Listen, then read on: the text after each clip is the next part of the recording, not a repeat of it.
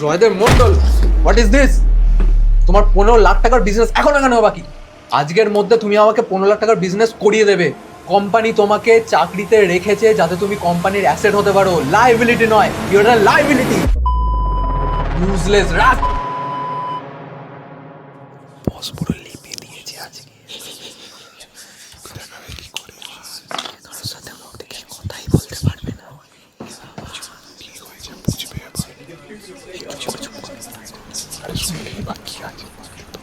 Hello বল ভাই। ভাই, আমার আর ভালো লাগছে না এখানে। সালা পাগলের দল এরা এমন টার্গেট দেবে যেগুলো অ্যাচিভ করা পসিবলই নয়।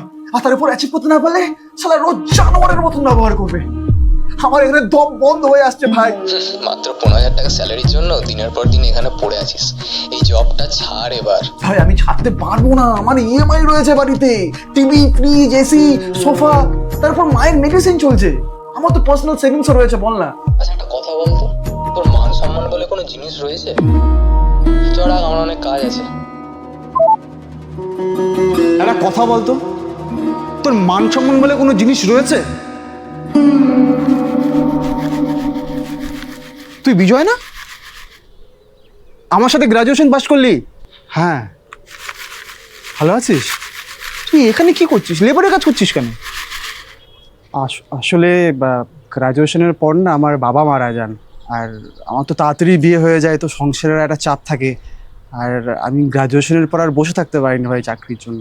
তো যেটা পেয়েছি সেটাই করছি, লেবারের কাজ করছি এখন।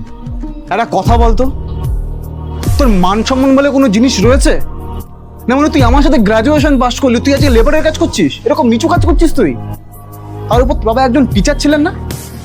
টিচারের ছেলে হয়ে লেবারের কাজ করছিস ভাই, তোর টাকার জন্য। আরে টাকা প্রয়োজন মানছি, কিন্তু মান সম্মান বলে তোর জিনিস রয়েছে। দুটো টাকার জন্য মান সম্মান তুই বিক্রি করে দিলি।